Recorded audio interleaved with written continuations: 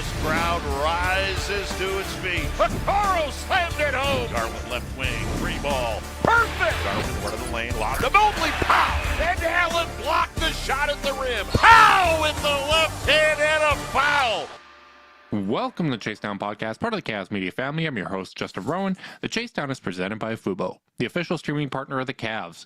Watch over 350 channels of live sports and TV, including Bally Sports Ohio, without cable. There's no cost and no commitment. Try for free at FuboTV.com/Cavs. The Cleveland Cavaliers are coming off what I would argue is probably the most disappointing loss of the season, blowing a 26-point lead to the LA Clippers.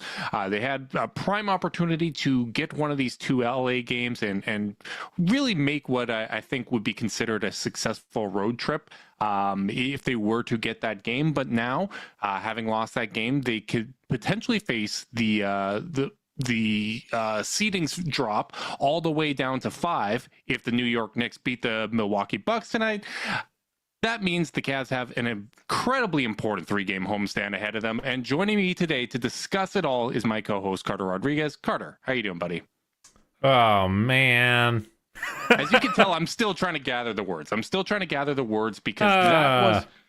I don't know it's just a really rough time. You're looking for signs of life. Mm-hmm. Over this stretch, Cavs are 10-16 since the All-Star break.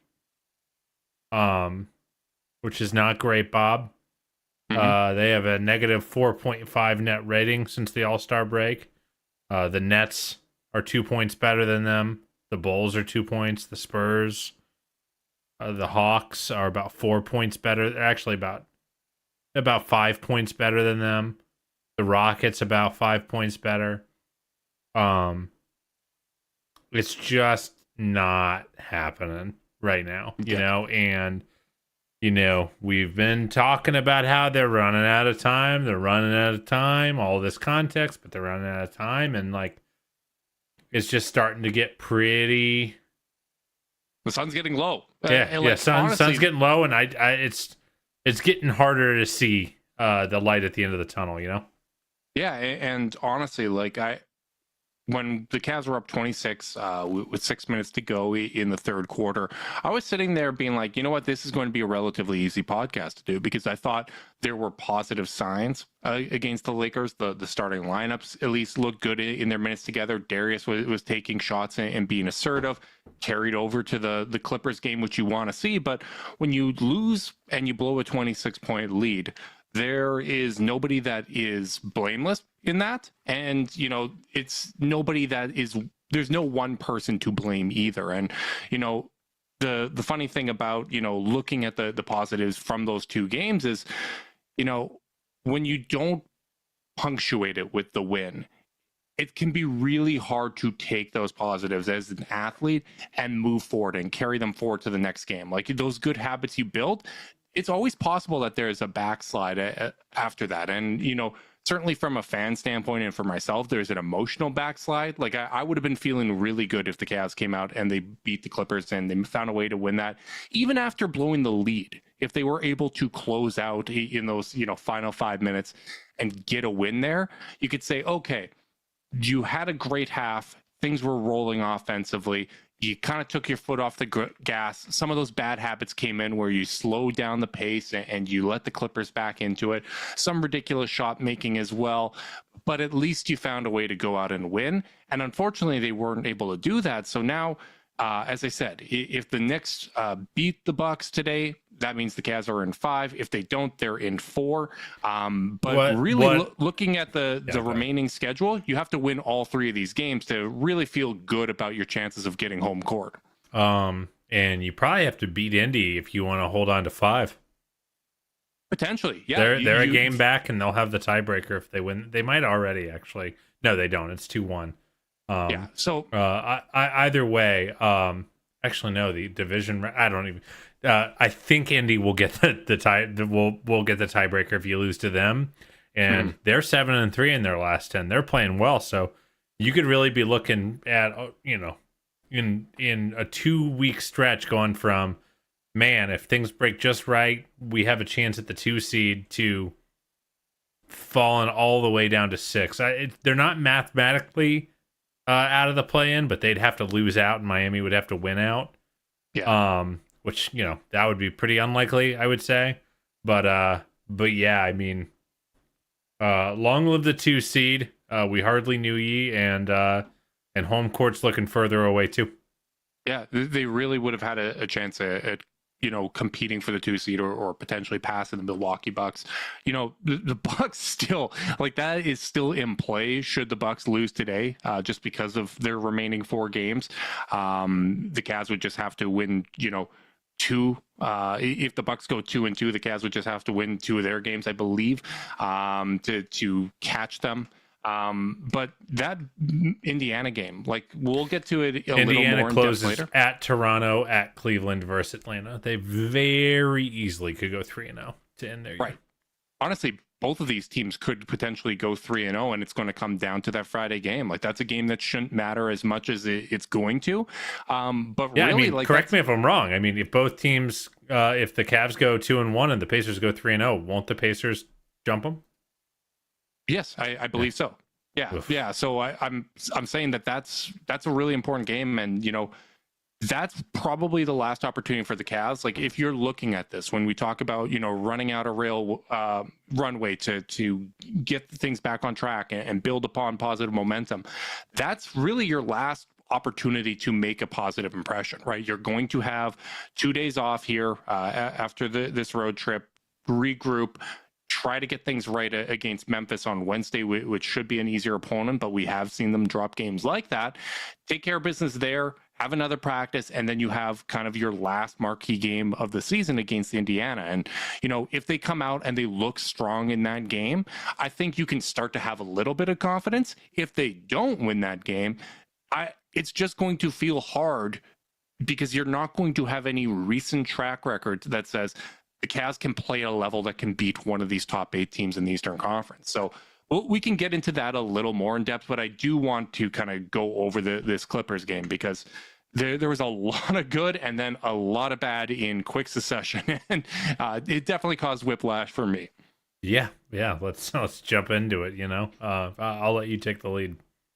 Yeah, so the first thing I looked at, one of the benefits of not doing this podcast directly after the game is, the stats were available to have a look at. In the first half, the Cavs had a pace of 109 and matching the eye test. In the third quarter, that dropped down to 92. Fourth quarter, that dropped down to 90. And in the clutch, 89.63. And the funny thing is, you look at those last 5 minutes, Cavs offense actually was decent. They had a 133 offensive rating in those minutes. It was the defense that let them down. And it was Paul George just, getting the line over and over and over and over again. That aspect was definitely frustrating. But what I was going to say is, even though the offensive results were good, I did not like the process. I did not like how it slowed down. I didn't like how it slowed down, prior to that last 5 minutes as well. Like, I just thought it was grinding down to a halt and making things a little more difficult. And, this is an example of some of those same mistakes being repeated. And, you hope that that's the kind of thing that can be remedied with time. But that's not always the case. Like, that's still Boston's fatal flaw. Like, when they get down in the clutch, their pace drops off a cliff pretty much. The difference for them is, they have 6'9" shot makers that can kind of make those tough shots. When you're relying on 6'1" Darius Garland or 6'3" Donovan Mitchell, you're making life so much harder for yourselves when you're doing that, right? And it wasn't just in those final 5 minutes. And obviously, Darius gets the blame for that in the second half, because without Donovan, he is the lead initiator, and he's that guy that needs to be, dictating the tempo. I understand second night of a back-to-back, but I just felt like they made things a little too hard on themselves, and it came back to bite them once again. Yeah, and it's just, thank you for pulling those pace numbers, because it really does go to show more than anything, I almost would rather they start at 90 and end at 90. They are going through these unbelievably wild swings of identity and play style. And I think it really goes to show as to why they can't be consistent right now. because Right. I don't really think they're a team that's playing like they know who they are, you know? And you know, there have been Cavs teams that have been able to talent their way through that. That is not this Cavs team. They, you know, no one is in good form and they aren't playing with any sense of purpose or belief. And like when you're not doing anything, either of those things, like, you know, I would rather them, and you know where I stand on the team's pace. I'd rather them start at 90 and end at 90 and know that that's what they're trying to do, because what I'm seeing on the floor right now and in this game was a team that was really sticking it to the Clippers for the entire first half, and then the Clippers said, we're going to ratchet it up and we're going to dictate the game to you. Yeah. And that's one of the signature things. That's one of the signature things when you talk about playoff teams and the teams that advance in the playoffs is they have an identity. They dictate the terms of engagement. They dictate what pace the game's going to be played out, what the style is.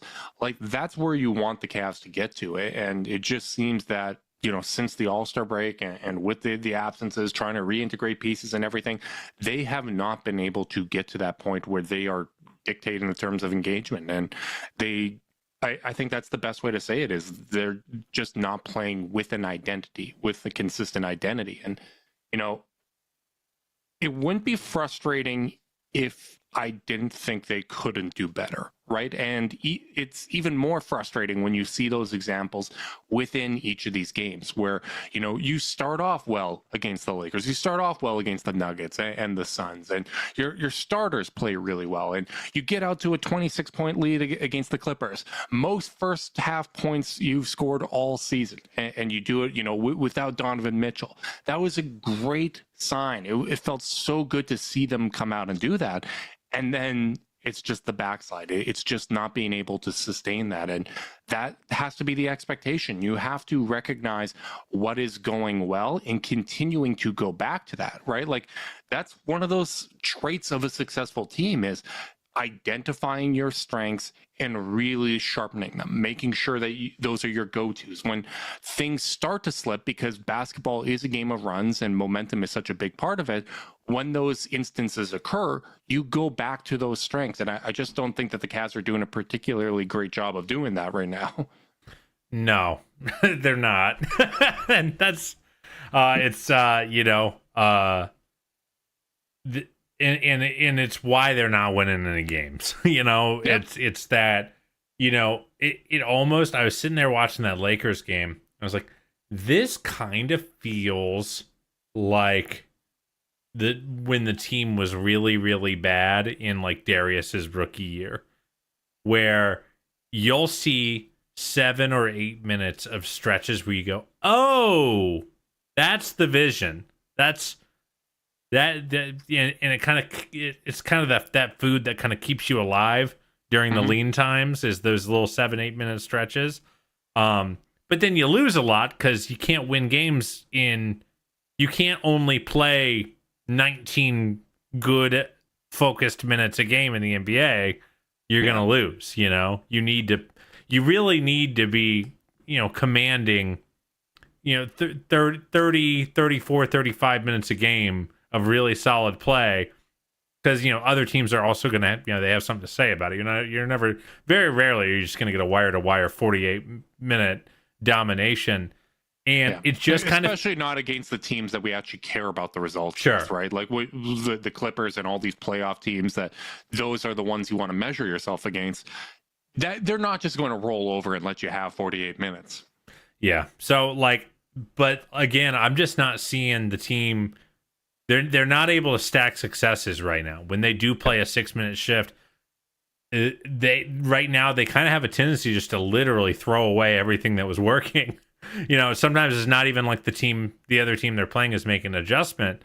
They just kind of stop doing it, or they stop believing in each other. You know, you'll see guys looking each other off to ISO. You'll see, you know, you'll see lack of comms on defense. You'll just see slop, and you just can't afford, like, this is a team that, you know, I think what I'm so disappointed about is the fact that that's what I'm seeing. I'm not seeing a team that is gritting and grinding and fighting and just doesn't quite have enough juice.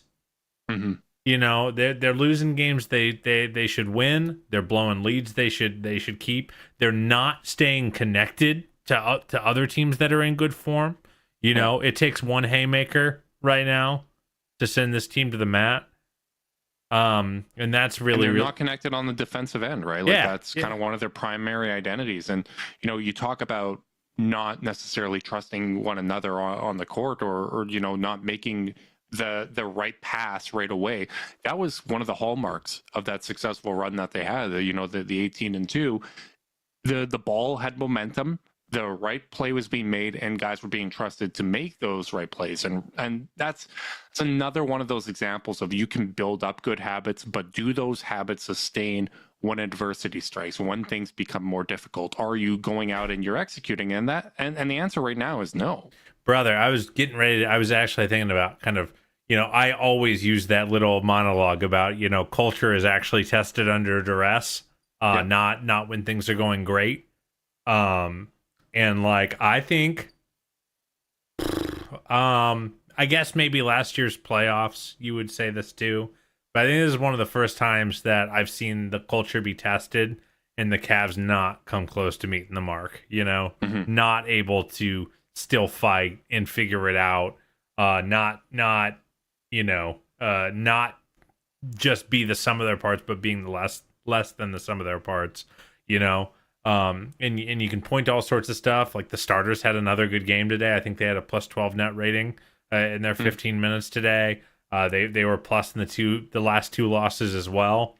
But you know, it's just like the 48 minutes aren't there. Yeah, you can find little pockets of play that are exciting, and you know, obviously in a game where you're up 26, there's way more pockets of that. And I think if the Cavs had won their last three and lost this one, I think that would be where you'd get the classic chase down nuance where everyone else is pissed they blew a lead, but we're like, okay, yeah, that sucked, but here are some interesting things to pull from. It's just really hard, you know, when you know, they needed this, man. They needed this. They had it and they lost it. If they won this one, you could pretty much confidently say, hey, they're probably a home court team. They would just have to, you know, beat the Grizzlies and beat the Hornets, and that's going to be enough to do it at this point. And you could potentially catch Milwaukee, right? Like the little, you know, the little stats and, oh, hey, this lineup's working and stuff like that. That's the stuff that you can look at in December and say, hey, this is a sign it can turn around. This is a sign that, you know, the most important parts, those core parts are working. And, you know, certainly they can turn it around, but we're not seeing those signs at this point, right? Like, and there's really only this 1 week, 3 games to kind of get the ball rolling and getting momentum in the right direction. Can I ask you this? Is there any outcome in these final 3 games that would make you go like, all right, I think they've got something going into the postseason? I would think that it's possible. I would not be able to talk with certainty. Like at this point, that's not our podcast to begin with. We're just making bold statements of, hey, everything's going to work out and whatnot. I think they can put it together. It's just, man, like I'm not going to feel with that any level of certainty that it's going to come together, just because the consistency isn't necessarily there, right? Like 3 games, even if they come out and they have a great game against Indiana, you're still going to have questions of what's going to occur against this type of matchup. What's going to happen when teams do this? How are they going to respond to physicality? How are they going to respond to a team that is looking to push the pace? Like all of those questions are going to exist. And, you know, again, just because, like you said, this is one of those moments where they aren't rising to the occasion. They're not meeting adversity head on. And, you know, it's one of those moments that test the culture. You can have those struggles and bounce back from them and say, hey, enough is enough. We've been putting some positive momentum together, but we just haven't been able to get these wins. Let's shut some people up. Let's win these 3 games and let's go into the playoffs strong. that can absolutely occur. It's just like you're just not going to have a high level of confidence as a fan that it's all going to come together. Obviously, the hope is going to be there. Optimism is the name of the game when you're talking about myself. But also I like to practice realistic optimism, right? Which is, not getting my expectations out of whack so that, the disappointment as a result of that completely skews the analysis. I think for me, and I think that's a very fair answer. I think there's some people who will be like, there's nothing. It's, just nothing they can do other than like making a miracle playoff run or whatever. I think there is something to the fact that right now, I think in terms of evaluating their form, I think they are the worst of all. I think they are in the worst spot of all the East teams in the playoff race, with the exception of the bottom two play-in teams. In current form heading into the playoffs. Yes, yes, and so I don't think that they would realistically have a great chance at winning a series right now. No matter how things, no matter how things kind of shook out above them. That's my opinion. I think what it could show me is I think any dreams of them showing me enough to make me feel like, man, maybe if things just broke just right, they can make a conference finals run. If you get to the conference finals, anything can happen. Like those kind of conversations, I think those cannot be proved in these last 3 games of the season. No matter if they won by 40 points a game the last 3 games of the year, I wouldn't have changed my mind on that front. Right. Where I do think they can change my mind if they come out and take care of business these last 3 games is, are you able to beat the lower to middle class teams of this conference? Because if you look at the point differentials, Orlando, Indiana, Milwaukee, all those teams are all living in the same functional differential town. Cavs are plus 2.4, Pacers plus 2.5, Magic plus 2.3, Bucks plus 3.1, Knicks are plus 4.4, which is pretty damn good, by the way, for a team with one less win than us so far this year. But with all that said, like, I think if they take care of business there, I can find a spot to be like, okay, if they get a favorable draw, if things go right, if they take care of their business and play with the belief I know they're capable of playing, then they can win a series. But and I think the counterfactual can also be proved. Yeah. Which is, if they go out and get boat raced at home against the Pacers, then it's probably time to start emotionally hedging. Emotionally hedging heading into the postseason. So I do think there would be a lot of 60 seconds of sea bears at that point. Yeah, versus Charlotte, versus the Pacers, and who's the last matchup? I just blanked. No, we played Memphis first. Memphis, so sorry. Memphis is going to be Memphis, Indy, Charlotte. That doesn't need help. That we need help, but Memphis is going to be second night of a back-to-back, and we've seen they've rested guys in that spot. So that is absolutely a get-right game. And sure, but I guess, hold on real quick. Let me just get through this.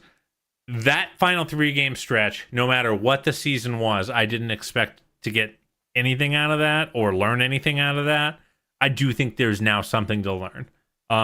Is it what I wanted to be learning?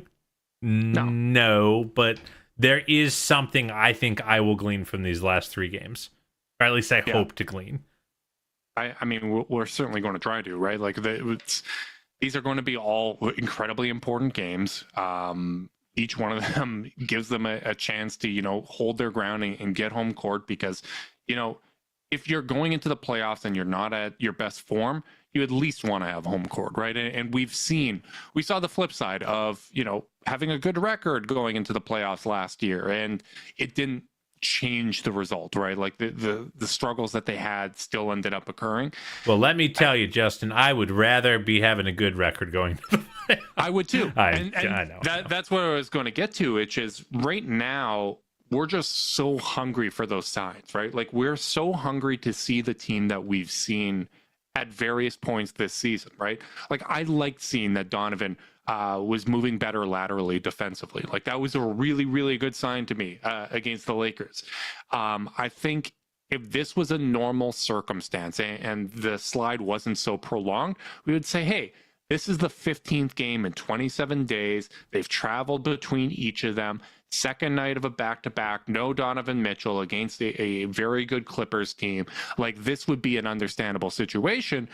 But because of how this game was lost, because of the fact that we just haven't seen 48 minutes of sustained good basketball since they beat the Pelicans, I believe. I think that would be fair to say.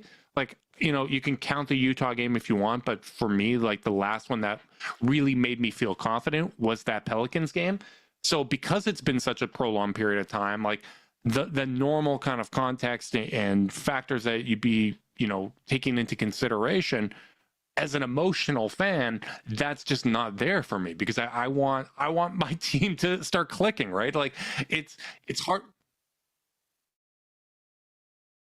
Yeah, it's been a while. By the way, I still want to take blame. We've talked about this before, but anytime like I'm down and I need a win, I feel like it curses the Cavs. They are 12-17 since I tore my Achilles.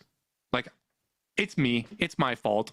You know how superstitious I am. I almost messaged you when they were up 26 in the third, gloating because you were feeling down in the dumps after the Lakers game. I wanted to be like, see, here's the win. I told you they'd come out and win this one. Thank goodness I didn't. But you know, I never would have forgiven myself. I would have never forgiven myself, and that was the reason that I ultimately held back. Well, you know, some superstitions work out, Carter. Like some things I do religiously. And shit, I was muted. Sorry, guys. Some superstitions work out, and I just feel positive because of them, because, you know, it keeps leading to success. One of those rituals, one of my superstitious rituals is using Zoom for this here podcast. Support for this podcast and the following message comes from Zoom. 500,000 businesses connect using Zoom, a single platform for phone, chat, workspaces, events, apps, and video. Zoom enables real-time collaboration for teams around the globe. Zoom, how the world connects. All right. Sorry, I was muted, guys. I was pouring another local shout out, a Ripstop Hazy IPA from our boys at Noctera Brewing Company, just down the road in Columbus. If you're a fan, if you live nearby, you like an IPA, you should check them out. Well, shout out them. You weren't muted to me, so that I was doing a little inside baseball, Justin, because God knows we got to fill some time. I was not hardware muted. I was software muted to the stream mix with my Go XLR. So. All right. Well, I'll make note of that in the edit. I think we've doomed enough here. This has been a little sad. Let's get into some of those morsels, some of those things that are working out. Obviously, none of these are going to be pure positive, but I definitely don't yell at us. If you're just tuning in and you want to yell at us, just start at the beginning. You can get all our sadness out. We got to talk about the game somehow, boys. Actually, I got one more negative for you. Okay, go ahead. Okay, I forgot about it on the rundown. Let's go with it. The one thing I want to note is I just haven't felt the bigs as much defensively. Obviously, the absence of Isaac Okoro and Dean Wade is going to have an impact. I think we saw, you know, with Isaac being back, that really helped stabilize the bench. You know, the Sam Barrel minutes had not gone well these last three games. No. Played 21 minutes. They were outscored by 37 points. You know, wasn't hitting from three, and without Isaac Okoro, you just don't really have another option to go to in those shooting guard minutes. And I thought in terms of helping them push the pace, defensive activity, everything that he was bringing, it was really nice to see him back. But overall, I just want to see a little more from the bigs defensively. I just feel like the positioning hasn't been as strong, the communication hasn't been as strong, and have you dropped the Mobley stat yet? I was multitasking. No, I was going to say, when it comes to Evan Mobley, you know, big part of defense is ending those possessions, and we've been talking about his leap this year as a rebounder. Prior to this ankle injury, he was getting 11.8 rebounds per game for the season. Since he's returned these last 9 games, so big enough sample size in my opinion, only 7.8 rebounds per 36 over these last 9 games. And, you know, in isolation, like the Lakers one, I was fine with because, he's out in space. He's defending LeBron a ton, just not in prime defensive rebounding position. But I think this is a long enough stretch where I'd like to see him get back to ending those possessions on the board and being the force that we saw earlier in this year. Yeah. It is a slight spot of regression in, and again, this is where we have to kind of hold ourselves accountable because we were cheering for his, his progression on the boards the first half of the year, the team's progression, the way they were cleaning the defensive glass. Where do you think the Cavs are in rebound rate post All-Star break, Justin? 23rd? 26th. Where were they pre-All-Star break, Justin? 8th? 9th. You're really good. You're always good at guessing. It really goes to show the degree to which you're trolling around the stat pages every day. Day job, I am a research analyst, so this is that's right in my wheelhouse right there. But you're right. Like I think it's always important for us to bring up both of these sides because, like I said, the podcast isn't us sitting here saying everything's going to work out and all that, right? Like it is showing both sides and giving the reasons why we believe what we believe. Can I tell you real quick? I was bedtime took too long, so I couldn't get this in. But I was considering starting the pod with the beginning of the Dracula musical from Forgetting Sarah Marshall. It's getting pretty hard to believe things will get better. And I couldn't get it done. Impression. I don't know if I've heard that from you before. Oh wow, thank you. I couldn't quite get it done in time. But yeah, I was considering that as my cold open to the pod. I like it. That would have been a lot of fun. Thank you for letting us know that you almost did something great. Thanks, buddy. One of the things that I definitely found encouraging with these two games is that Darius was being more assertive. We've been wanting to see this for a while. He took 47 shots in these two games. 4 previous games, he combined for 43 shots, so even fewer than these last 2 games. And one of the things that we talked about on the last podcast that I said I wanted to see him add to his game is that mid-range pull-up, coming off the screen and taking those free throw line jumpers. I feel like he's taken more of those these last 2 games. I didn't pull the shot location data there, but I feel like he's starting to do that, and it's been opening up those opportunities at the rim. Yeah, you're seeing him take the threes. I just like his assertiveness on offense, both in the game with Donovan and this game. And if you're looking for like what can turn things around, we know that an assertive Darius Garland that's effective in making shots can raise the floor of the offense. And that's the type of thing that, hey, can this continue for 3 more games? Because if Garland's doing this for 3 more games here, that's going to, start to turn the dial of playoff confidence of, hey, maybe we can put this together. The other thing is obviously going to be the health of Mitchell. But right now, this is what we have. And, at least it's a step in the right direction. Yeah, I thought, again, like if you can't really trust the finishing, which I just don't think you can right now. No. Had a couple nice rim attacks that just kind of he wasn't able to even convert tonight on a night where I thought he was quite good as a scorer. But the mid-ranger has always been something he's really good at. And it also, I think it opens up a path, much like the 3-point volume does. I think it opens up a path for him to get cleaner rim looks. Like if guys are lunging at him from 15 feet out, that means he's not attacking a defender whose momentum is, because again, his burst really hasn't been there right now. So when the defender is keeping pace with him or on balance, it get the size differential sure starts to show up.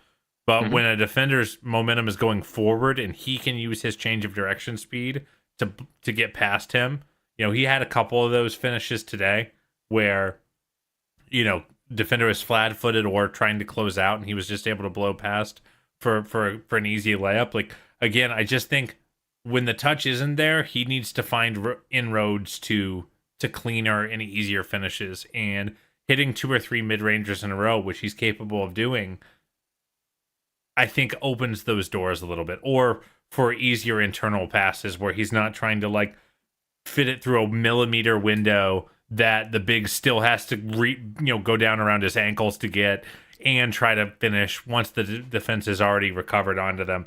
I just think it's a clean and easy shot. You can't build your whole diet out of them because eventually, the numbers just stop working in your favor. But like I thought he pushed the mid range button at a pretty reasonable rate tonight, and I like that. Yeah, I do too. And you look at the shot making in the clutch, right? Like he hit the mid range pull up, he hit the three, and the shots that didn't work out is attacking the rim without that hesitation, without getting the defender to come up so that you can get to the rim and throw off their timing of the shot blocker, right? Like it's Paul George coming in from behind it and blocking it out of bounds. The one thing that just cannot happen is the lost ball turnover that he had at 4-11. Cavs were up 108, 102. No real like a little bit novel pressure, and just lost the handle and turned the ball over. Goes from they got a great stop. They got a great stop the possession prior, and then George gets a wide open dunk.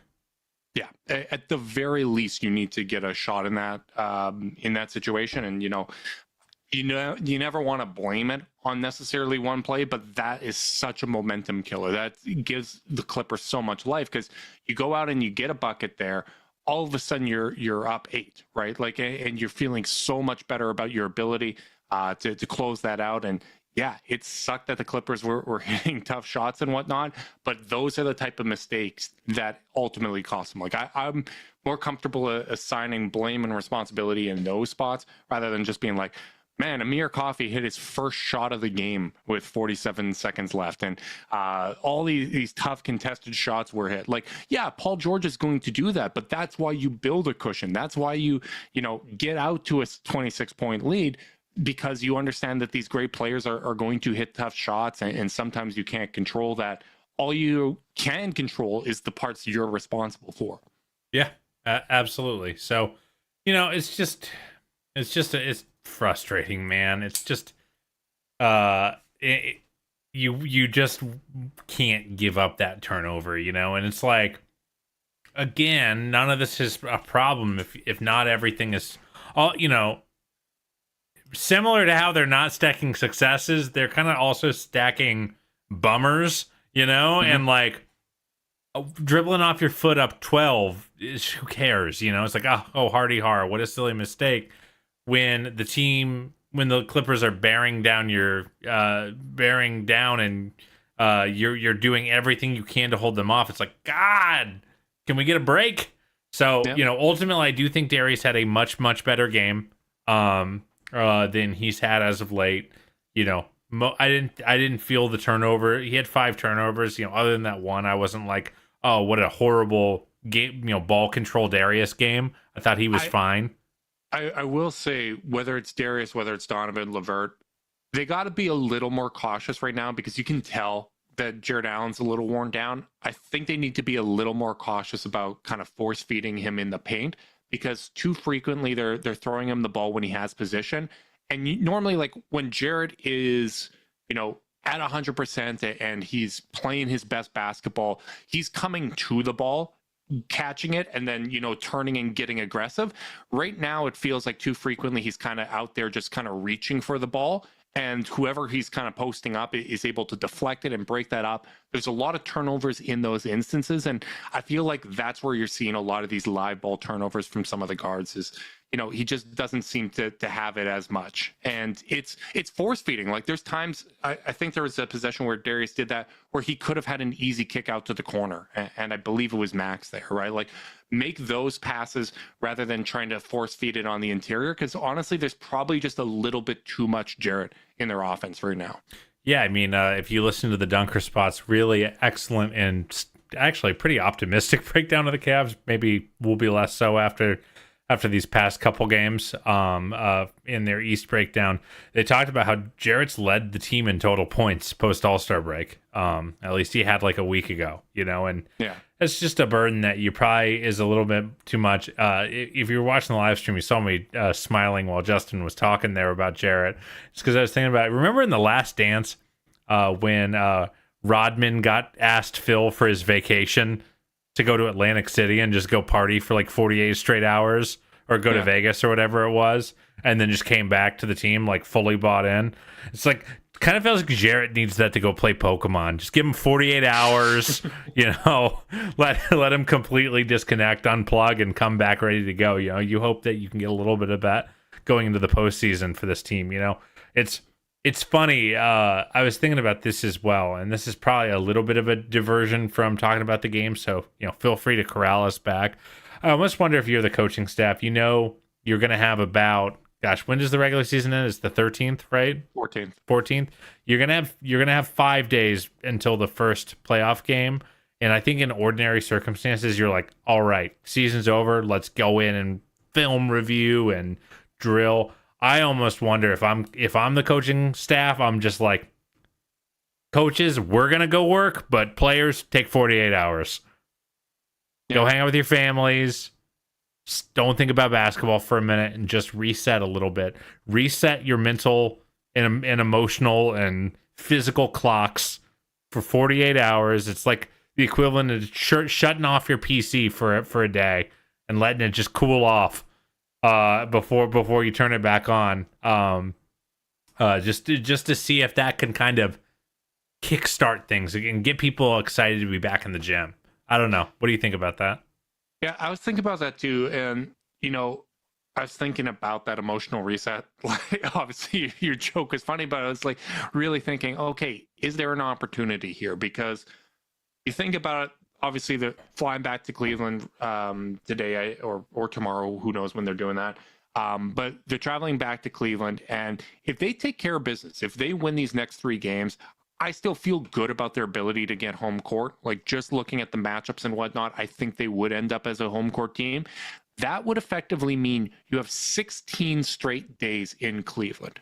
You're not hopping on a flight. You have the opportunity, 2 days before this Memphis game. Then it's, that's why I'm so grumpy they lost, because now that's so in jeopardy. Right, like but you're getting a good chance to have some rest, to be at home, even without that, right? Like, you have the 5 days after the 14th. You're going to have an extended period of time in Cleveland where you're not hopping on a flight. And I just think, if there's going to be an opportunity to have that reset, to kind of rally for the veteran voices like Donovan Mitchell, like, Darius trying to step up in that role, Tristan, Marcus Morris, all these guys, Max Strus, George Niang, who's been there. This is that moment where you really lean on those veterans to be like, all right, it's now or never. Like, it's now or never. We've done it for 24 minutes in these various games, but we just can't sustain that. Let's lock in. Let's treat every one of these games with seriousness. Let's make an impression, and then hopefully we can build upon that. Because you're right, like, the mistakes are being stacked more than the successes right now, and that's just not a winning formula. And it leads to a point where optimists like us are sitting here being like, man, I'm not too confident heading into the playoffs unless I see something change. Yeah. It's it just feels like this is what's so hard about team building in the NBA is you need so many things to be going right, and you need the stuff with your team to be going right. At the same time, a bunch of environmental stuff is going right, And I think what's so disappointing about last year's postseason, where an 8 seed makes it to the finals and all the top teams are floundering, including the Cavs, by the way. And this season where the Cavs are might fall to 6, where every other team around them is playing horribly except Orlando. And even Orlando's had a couple stinker losses as of late. No one's playing well. The East is as open as it's been. If the Cavs had maintained, Bucks just blew a lead against the Knicks and are down 8 with 5 minutes to go. Right, like Friday. Honestly, like the Knicks, Bucks, and Magic all losing games that you would have assumed that they won on Friday, like opened the door for them. They really gave them the potential that if they won this Clippers game, you could feel great about. Honestly, you'd feel great about passing the Bucks because if Milwaukee loses today, they have a remaining schedule of Boston, Orlando, and the Thunder. If they go 2-2 in that stretch and the Cavs go 3-0, we pass the Bucks. Like we pass the Bucks. They might not go 2-2, especially when you look at their current form. Like Obviously that's going to depend on who Boston plays and whether or not Shea is healthy for OKC, but that game is going to matter for them. But the Cavs just have to, lose 2 fewer games than the Bucks the rest of the way out of their remaining 4, and they will pass Milwaukee because of that tiebreaker. So, the opportunity is there, and that's what makes it frustrating. It's frustrating and like we've if they seen them play better, and the opportunity is there. If they had maintained even like 90% of their form from January and February, even if they, you're not going to just keep going at an 18-2 pace for the rest of the year. That was not going to happen. If they'd maintained that, I think we would be pretty sure we were making an Eastern Conference Finals run this year. Milwaukee is a mess and trying to find themselves. New York lost their second best player for the year, and their third best player might not be coming back for the year. Orlando is about to go into their first postseason. Miami is as lost as they've looked in a long time. Embiid is coming off of injury. Like, the East isn't gonna be this open next year. Yeah. Or likely won't be, and it won't be as open as it was last year. So it's like one of these things where whether the Cavs just blew it, or they weren't healthy enough, or they weren't ready yet on their developmental cycle, it's just a bummer to see them kind of miss. I feel like if there's any anxiety I have right now long term, it's that they might have just kind of missed their window, because New York, if assuming OG's problems aren't long term and Randall's problems aren't long term, that's a terrifying team next year. Mm-hmm. Philly has max cap space this summer. Miami is always terrifying, and always has a chance to get better. So, it just might the window of opportunity. It might not. It might not be this easy ever again, and they're stumbling into that opportunity, and that's a tough pill to swallow. And that doesn't really. None of that stuff really impacts how good they are on the court, but it does feel like a missed opportunity for those that really do believe in what this team is building. Yeah, we completely agree. Like, you might have it where everything is clicking next season, right? Like, you make some tweaks, you get the internal development, and everything just ends up hitting and everything works, but you don't go as far as you hope because all these other teams improved and everyone else is developing too. Right, exactly, right. So these kind of windows can be so important, and I completely agree. That's what makes it frustrating. It's one of those things that makes me happy that I'm not a decision maker and I'm not the one trying to figure this out, because I'm emotional enough as a fan without having that part of the responsibility. Other thing I'll mention, we forgot to get to it, but I really would have liked to have seen Karras inbounding the ball at the end of the game. I would have, especially with Darius, hitting some shots. You'd want your kind of 2 best shooters that were on the court, because you weren't allowed to make any substitutions after, maybe you could have made a substitution at that point. You could have. It got blocked out of bounds. That's right. But of the guys that were currently on the court, I think Karras inbounding or even Mobley and having both Max and Darius's outlets there would have been really nice to have. It just one of those small little things that surprised me in the moment. Yep, it didn't. I won't lie to you, man. Once Coffee hit that 3, I was like, man, it just probably doesn't. Oh no, yeah, I was in the exact same boat. Or I'm sorry, once George hits that jumper, I'm sorry. I was like, I just don't really believe that we're going to get a great look off, because they just haven't done it enough as of late. And again, this is where, you watch a team, even a beat up team like Miami that is playing not worse than the Cavs right now, but not great. But when they are in, nut cutting time at the very end of the game, they just are like, okay, we know what we need to do. And it kind of feels like the Cavs are still guessing, still trying stuff out. And that's just not what you want at this point of the year. You know what else? I have another somewhat of a bummer take. I know our positive takes lasted like 5 minutes. God, I was about to wrap. Yeah, go for it. Here's a thought, because Marcus Morris played 13 minutes tonight, and I was watching, and I was like, man, I just, I thought I'd feel him more, especially on defense. I thought I'd feel the physicality. And I was getting ready to hold that against Morris a little bit. Be like, oh man, he's not really been what I thought he was going to be, or hoped he might be at the best. I think it just goes to show, because I remember feeling this way about, the really rough Cavs teams, in between the LeBron eras and things like that. Because, you'd have AC kind of begging them to be physical, begging them to make teams feel them. And something that I was thinking about with regards to kind of what's plaguing the Cavs right now is that they're not connected enough to be physical.